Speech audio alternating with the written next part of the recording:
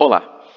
Então nesse vídeo aqui a gente vai mostrar um pouco como que foi feita a decisão de compra, do modelo da impressora 3D. Então inicialmente todos os integrantes da equipe do projeto não tinham muita experiência nessa área de impressão 3D. Então como que a gente faria a escolha de qual impressora a gente comprar? Então basicamente a gente pegou todos os itens e requisitos que nós gostaríamos que a impressora tivesse e elencamos eles numa matriz e fizemos uma pontuação nessa matriz. Tá? Então, basicamente, teriam requisitos obrigatórios, que seriam as premissas do projeto, e outros requisitos técnico ou administrativo que também ajudariam na qualificação dos modelos aí que nós pesquisamos no mercado. Então, as premissas de projeto, ou seja, aquilo que obrigatoriamente o modelo que a gente comprasse deveria atender, seriam essa. Nós tínhamos um orçamento limite aí de R$3.000 para a compra da impressora, mais os filamentos, mais frete, enfim. Tá? Produto de fabricação nacional, então nós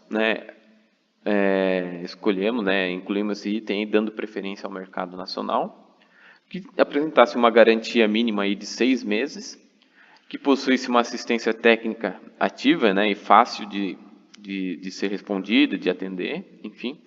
As peças de reposição de fácil alcance, vamos dizer assim. Filamentos genéricos, ou seja, a impressora que nós comprássemos não deveria somente utilizar o filamento disponibilizado pelo fabricante da impressora, não. A gente poderia comprar filamentos de qualquer vendedor. Então, seria outra premissa. No início a gente também não tinha ideia mais ou menos de volume de impressão, a gente basicamente pesquisou por cima e vimos a maioria aí e definimos aí como uma impressão, volume mínimo aí de 18 por 18 por 18 centímetros. Potência elétrica e consumida aí a gente definiu 360 watts, mais ou menos aí o consumo de um computador de mesa, a fonte de um computador. A gente também não tinha como precisar esse valor, mas a gente colocou esse valor máximo aí, verificando o que a gente já tinha disponível. Ruído também, a gente definiu um ruído aceitável, não adiantasse a gente comprar uma impressora que fizesse um ruído, sendo que ela seria instalada num laboratório estudantil acadêmico. Então, toda vez que eu fosse imprimir, o barulho deveria estar num certo nível aceitável. Tensão de alimentação 220 volts, porque o nosso estado aqui é a tensão fornecida em 220 volts, então a impressora deveria ter uma chave seletora 110, 220 ou uma fonte chaveada mesmo automática. Então compraríamos de uma empresa formal, que deveria emitir nota fiscal, e o software de utilização da impressora, fatiamento, modelamento, enfim, deveria ser open source, um software aberto.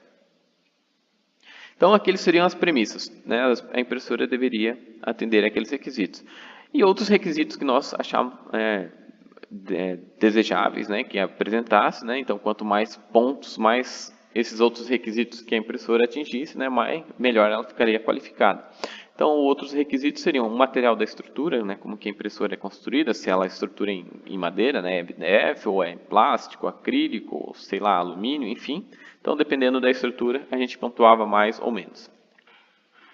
Quais os tipos de filamentos que ela suporta, somente PLA ou ABS PLA.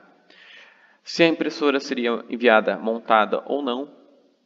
Se ela tivesse acesso por porta USB. Se tivesse cartão de memória SD. Se tivesse display LCD. A quantidade e variabilidade de compatibilidade de softwares. Qual o tipo de sistema de impressão convencional, ou seja, o motor de tração de filamento estaria perto da extrusão, ou do sistema Bowden, onde o motor que puxa o filamento aí estaria em outra área, não no cabeçote de extrusão. O hardware, que seria compatível com o sistema Arduino, aí, sistema Marlin ou outros tipos outro hardware dedicado, por exemplo. Se as placas eletrônicas de controle estariam expostas ou não, eu digo exposta assim, se o usuário pode vê-la, enfim, ou se ela é protegida com uma caixa, enfim.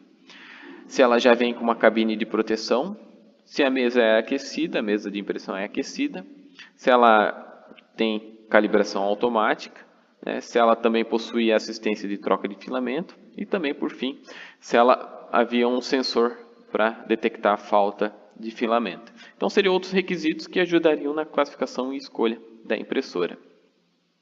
Então, no final, nós montamos essa matriz de decisão, né, onde nós colocamos então todas as premissas de projeto e todos os outros requisitos, né, desejáveis. E aí a gente fez uma pontuação direta, né, -1 ou +1, né? Então, para cada item que a gente desejava ou, né, que a gente considera bom, ganhava 1 ponto e, do contrário, ganhava -1 ponto, né? E, obviamente, né, quem utilizar esse método também pode colocar pesos maiores para certos quesitos. Ah, eu quero que tenha, o preço, a estrutura tem que ser de MDF ou de plástico. Então, se for de plástico, eu coloco 2 pontos. Se for de MDF, eu colocaria 0 pontos. Enfim, você pode colocar o peso que você quiser. Mas, né, nós definimos mais e -1 e a pontuação total seria a soma algébrica dessa pontuação. E aí a gente conseguiria ranquear, né, vários modelos de impressora. Nós, então, fizemos pesquisas, diversas pesquisas aí, selecionamos 10 impressoras, né? Obviamente, existem bem mais modelos, mas nós vemos que depois que certo número de impressoras, a gente consegue converger para algumas impressoras mais conhecidas, mais bem divulgadas, enfim. Então, fazendo essa matriz de decisão, a gente conseguiu ranquear de 1 a 10, né, vários modelos de impressoras, dependendo do preço, mercado, enfim, e definimos então qual fazer a compra, né, baseada nessa matriz de decisão. Se for a mais acertada ou não, né, só o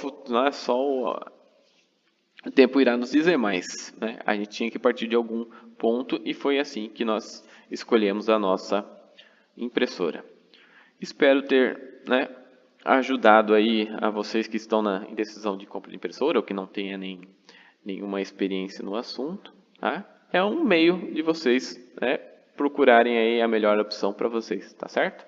Então, obrigado aí e até mais.